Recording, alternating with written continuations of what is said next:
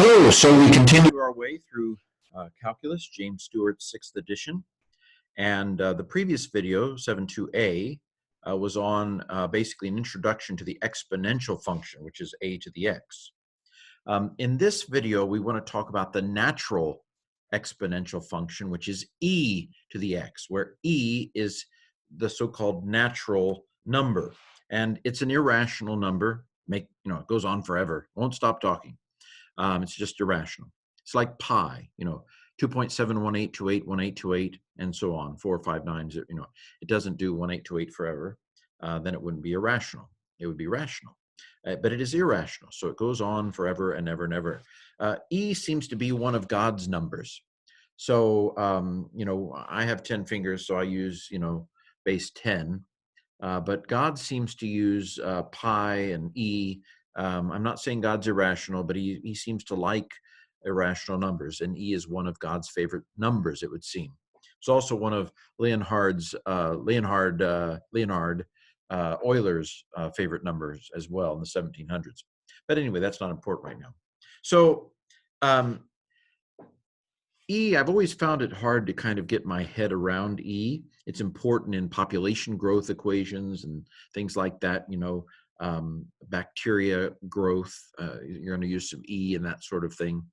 But I think the easiest way for me to conceptualize E is if you take the exponential function, which is this number e to the x power, if you were to graph it, and I got it wrong. I'm redoing this video.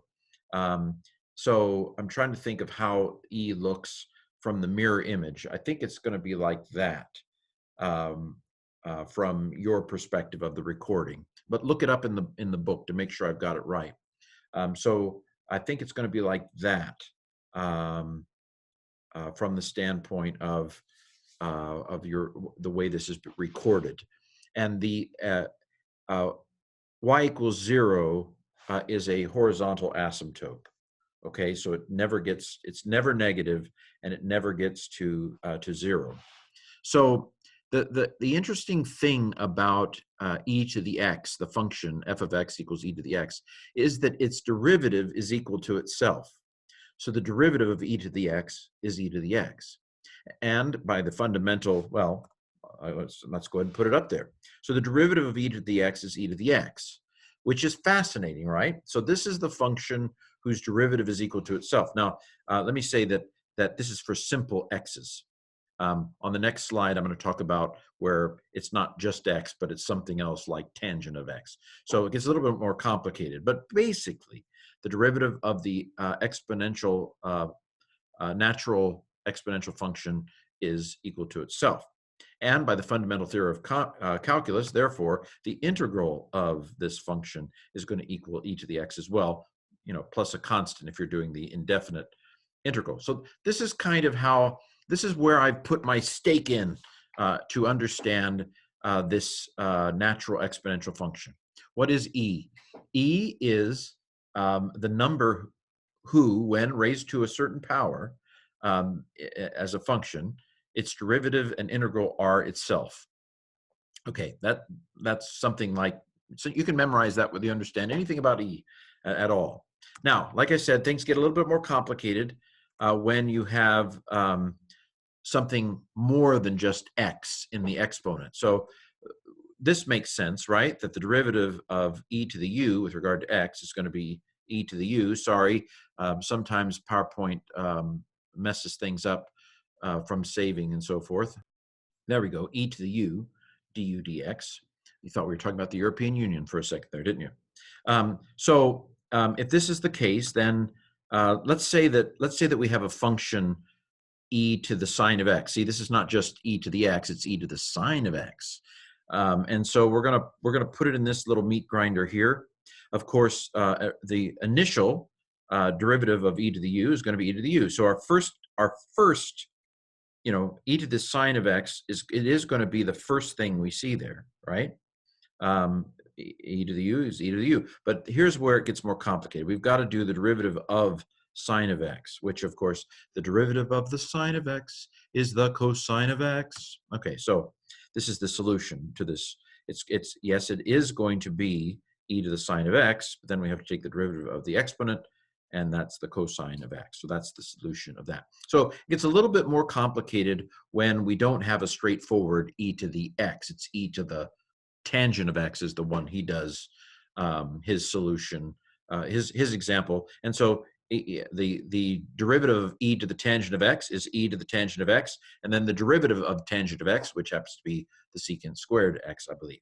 So it gets a little bit more complicated when the power is not just x, but more than x. And of course, integrals are, I find them harder than derivatives, much harder than derivatives.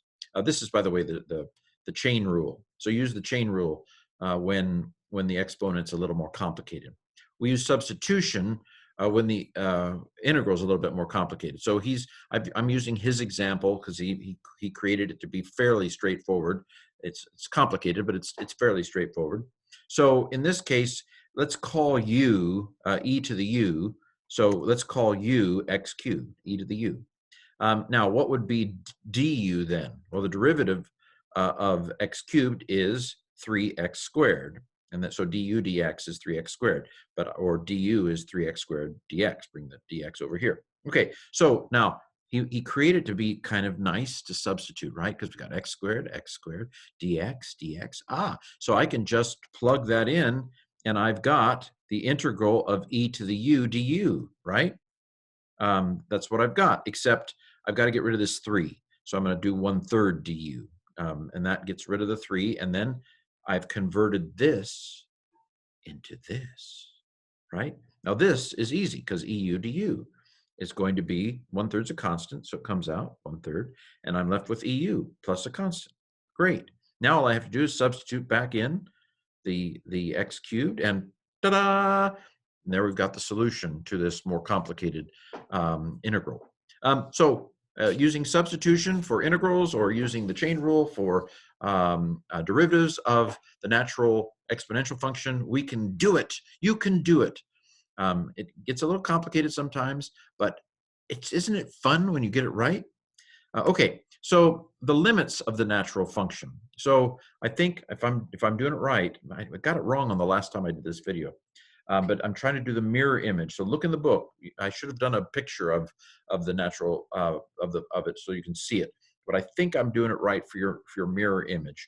So you can see that as it goes to negative infinity, the limit's going to approach 0 as x approaches negative infinity, and then as it approaches infinity, it's going to be infinity. Hope I'm doing that right. Double check the book. I know what it looks like, but I'm doing a mirror for the recording.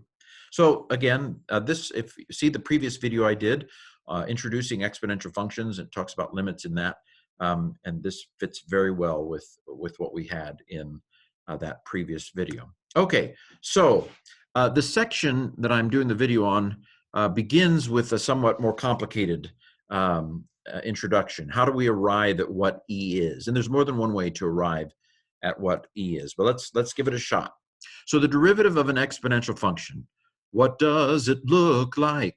So exponential function a to the x. Well, remember from a long time ago when you learned about how to do derivatives, we learned that f prime of x, the derivative function, is the limit. The way I remember it is the limit as delta x approaches 0 of f of x plus delta x minus f of x all over delta x. So we're using h instead of delta x. Fine. So the limit as h approaches 0 of f of x plus h minus f of x all over h. All right? Okay.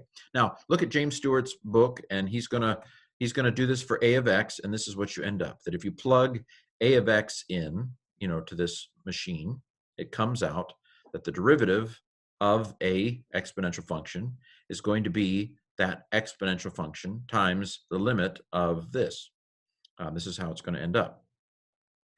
And so what's interesting is if you make x 0, then a to the 0 is going to be 1, right? And so you end up with this. So if x equals 0, then the slope of the derivative at 0 is going to, this is going to become 1, is going to equal this, okay? So the slope of the derivative function at 0 is going to equal this. Okay, so let's go deeper.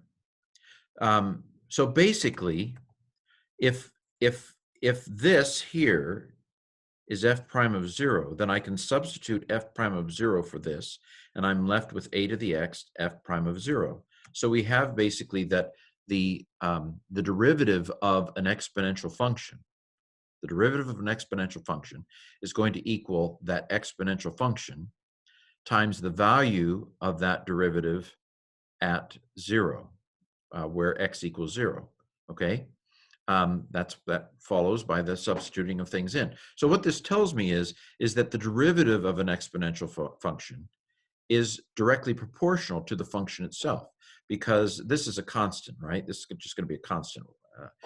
And so we can conclude, therefore, that the rate of change of any exponential function, the rate of change of any exponential function is going to be proportional to the function itself. That is, the slope of a exponential function is going to be proportional to the height of the exponential function. So that's interesting. Now, where does e come in here? Well, what if when is this slope 1?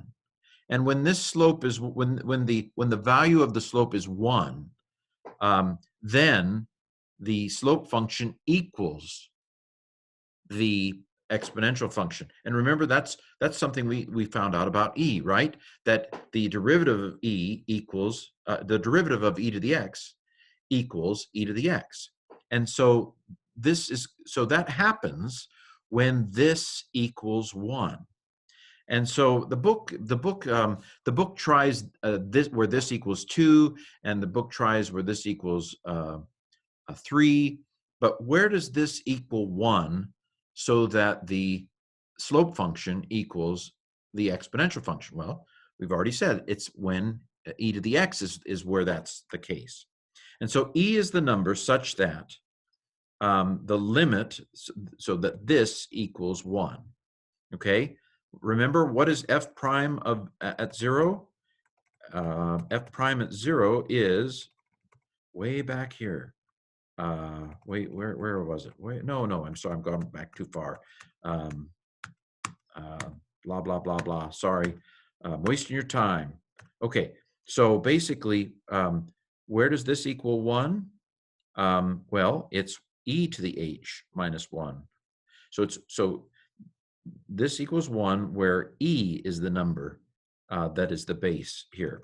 So e is the number such that the limit as h approaches 0 is e to the h minus 1 over h, which when it equals 1.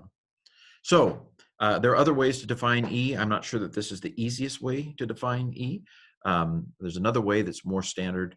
We'll get to it eventually, no doubt. So this has been a video on the natural exponential function, its derivative, and its integral.